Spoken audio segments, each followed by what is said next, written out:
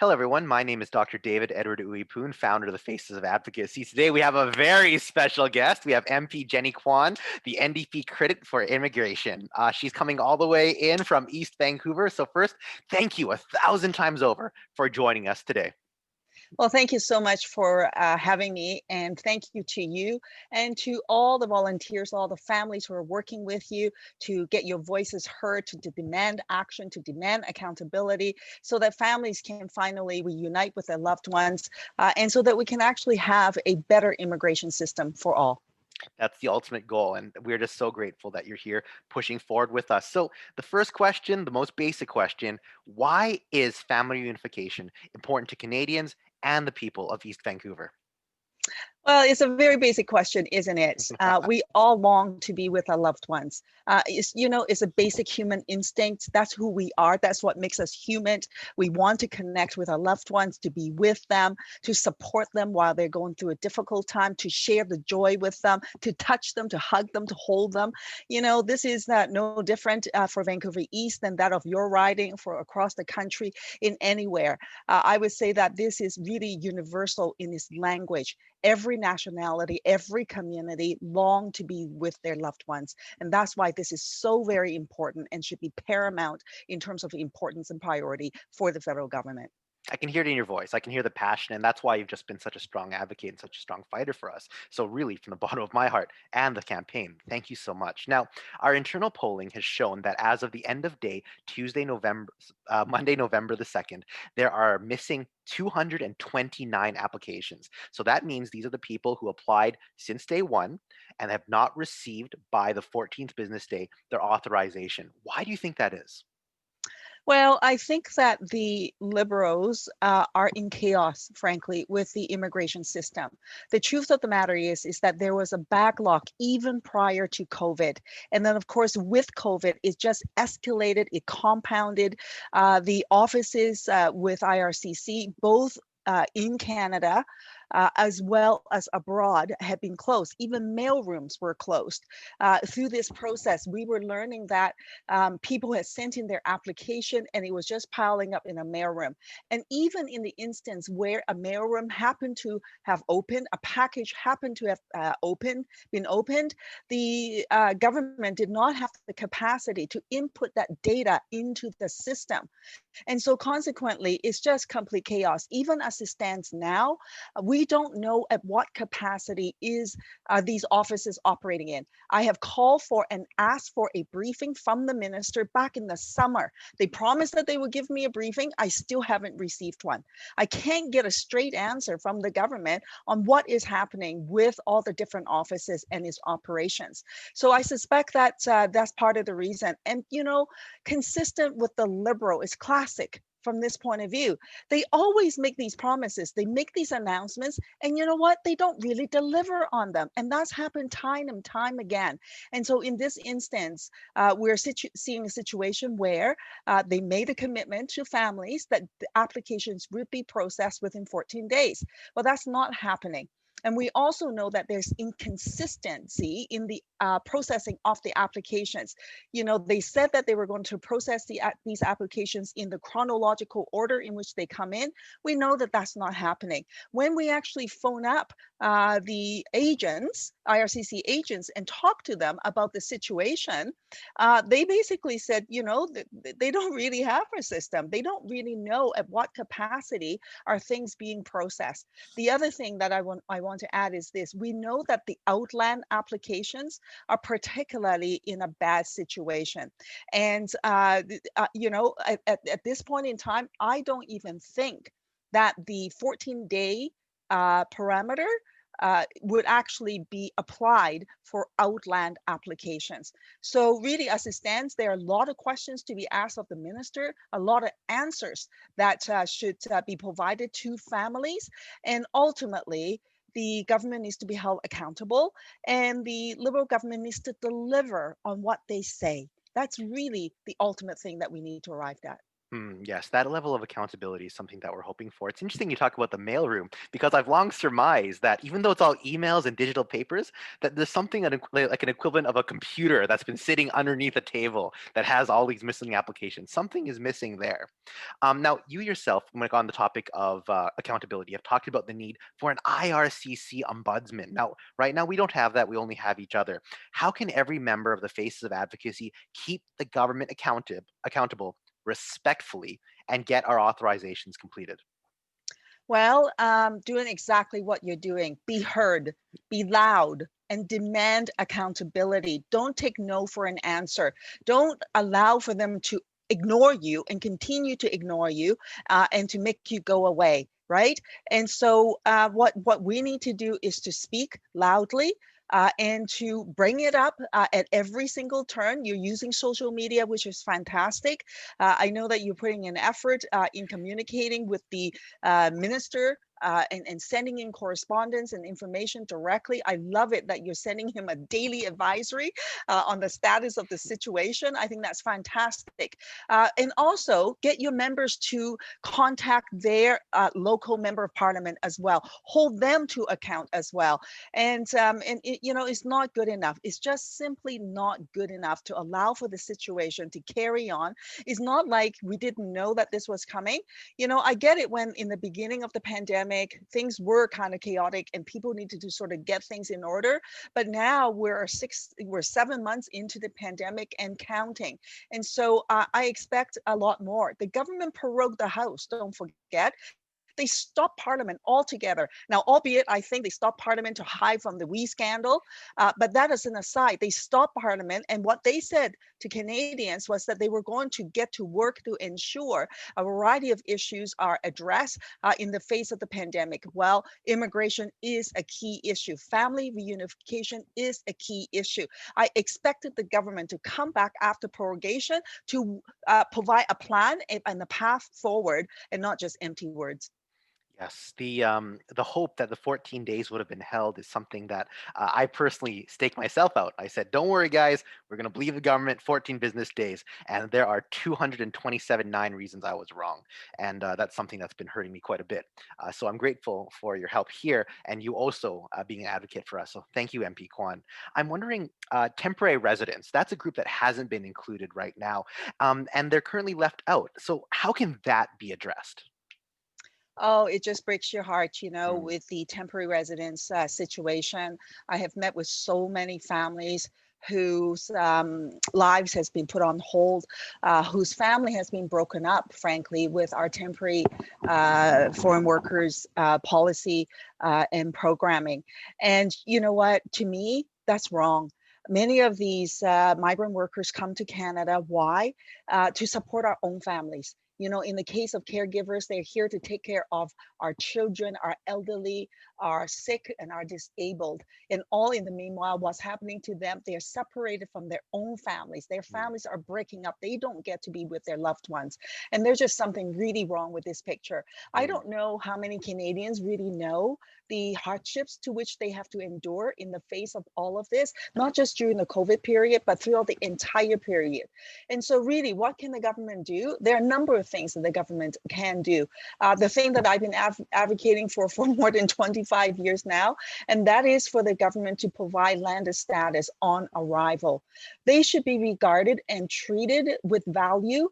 To be acknowledged and honored when they come to Canada. There is no good reason whatsoever that we're forcing them to separate from their own loved ones to come to Canada to work.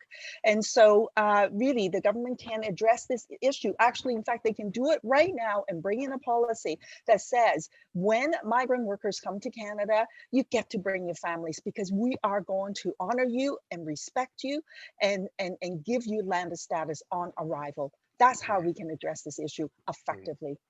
I'm glad you say that because temporary residents have felt very ignored at the moment. Temporary workers contribute to the economy a lot, and then students who are on temporary visa, they bring so much to Canada, and these are people we really, really want to help. So thank you for your kind words there. Now, I personally have seen so much that you've done. I've seen you put forward so much to help Canadians reunite with their family members. I was wondering, just for the new viewers, could you give a brief synopsis of what you have done and what you will continue to do to help bring families together?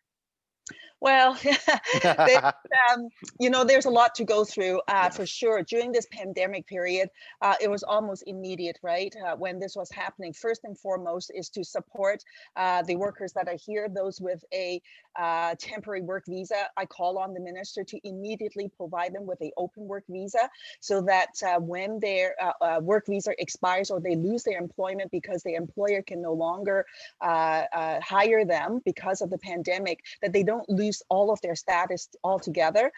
And so that was one thing that I pushed for. The government did not proceed with that. And then later on, they came in with a sort of, program here and program there with permitting for people. So it's just created, I think, some chaos in the system, truth be told. And I think a lot more work within IRCC to come in with a patchwork of program at a time when resources are limited. The other thing too is this, in terms of reuniting with loved ones, for family members. We know that at the border with the travel restrictions that came in, I get it that there were restrictions in place because of health measures. But at the same time, in terms of family reunification, the government could have provided for a variety of health measures in place, the quarantine, for example, the 14-day quarantine, and so on, and allow for families to reunite. But they didn't do that until much later. And even now, I'm still hearing, cases here and there where people are caught out in that situation. And so that's something that I think the government should have done much earlier on. Mm. And that's an ongoing issue with respect to that. There are the long-term family reunifications, people with spousal sponsorship. Oh my goodness, right? I mean, people, with their loved ones, their processing is delayed, is long, is arduous. People are trying to connect and reconnect by way of applying for a temporary visitor's visa or TRV.